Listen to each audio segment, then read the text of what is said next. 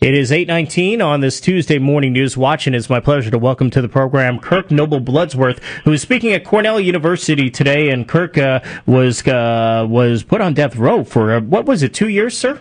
Yes, indeed, 2 years. For a crime you never committed back in 1984. First, tell us a little bit about that.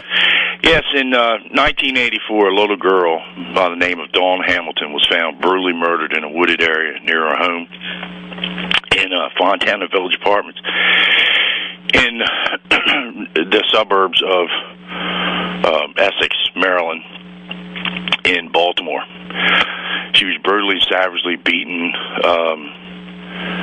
Her throat was stepped on. It was a god-awful crime, Dave. It was absolutely horrendous. There was a search that ensued, obviously, after she was found murdered, and the person who was described by two little boys who happened to see this individual is right before, a few hours before Dawn was found. And his description is as follows. Now, for your listeners, it's I'll explain in a minute.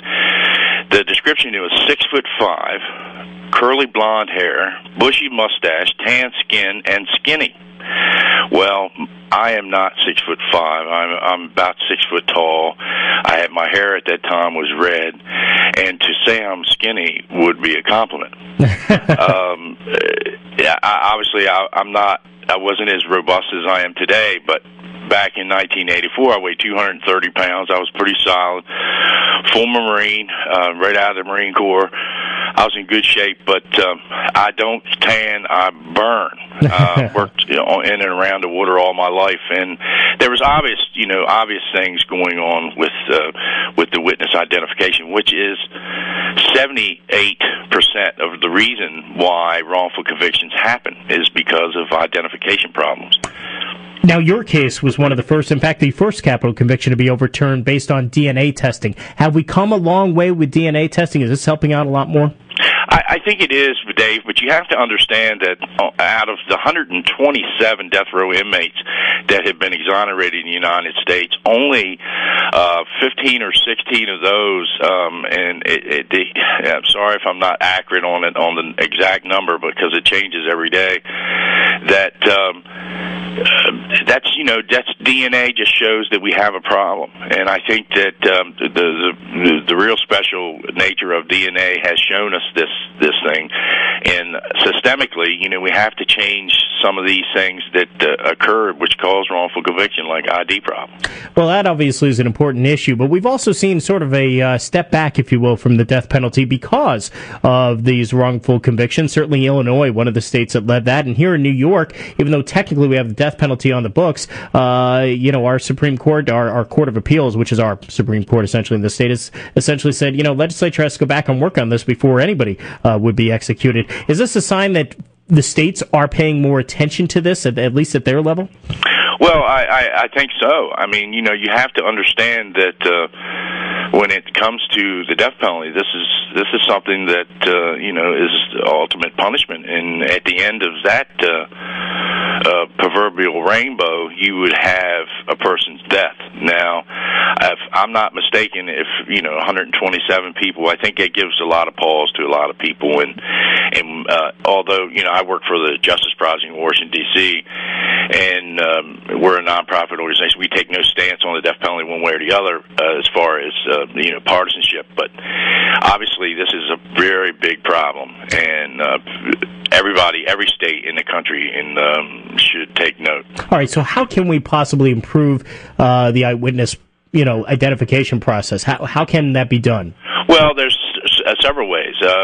One is double-blind sequential testing, and that is showing one person at a time versus like 6 or 7 or how many is in a regular lineup. Right. And with the caveat that the suspect may or may not be in the lineup itself. I think given that question, people make a lot of assumptions when it comes to criminal justice that the person is probably in the lineup or so forth. and then they must pick somebody. Given that caveat to it, and the saying to it may or may not be in there, it gives it a better chance to pick the right one. Also, having the different people do the lineup. You wouldn't have the same homicide detectives or robbery detectives doing the lineup per se. It would be run and done by another person. And photo lineups would be the same way. You would show one picture at a time, and also say that the suspect may or may not be in the photograph or photo array. In your case back in 1984, and with many cases now, the issue is prosecution or bad lawyering, if you will, on either table, really. How do you improve something like that when you're dealing with different human beings, obviously, in each case? Well, we have to really start thinking about our system of justice and its adversarial nature, and also thinking about that it cannot and it should not ever be adversarial to the truth. I mean, you shouldn't try to convey a message to a jury or somebody else that's not factual. I mean, I think a good prosecutor could probably get 12 people to believe anything, but it's not about that. It's about justice and about putting the right person behind bars. I think we need to really start training them, and with the Innocent Protection Act, which really afforded, which is law now, which has really afforded training for capital defense.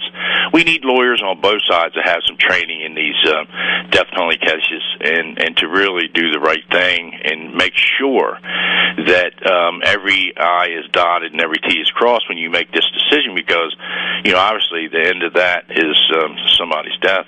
And, Kirk, I got to ask you, because I'm sure you get this question all the time, what was it like the moment you realized that you were going to get off of death row and really have another chance at life here?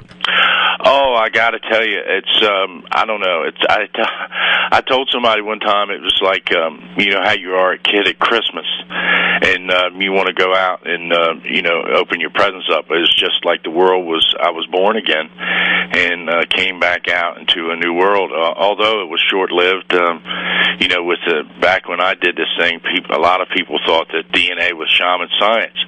It wasn't until 10 years later, after I released it, by my own efforts, forcing the state to test the DNA in a database, that they caught the real killer in Dawn Hamilton's murder and put him away for life. That is my shining moment. Very interesting. Okay, well, I appreciate you being on with us. Justice Project, of course, working constantly on this issue, and you'll be speaking at Cornell Law School today. Kirk Bloodsworth.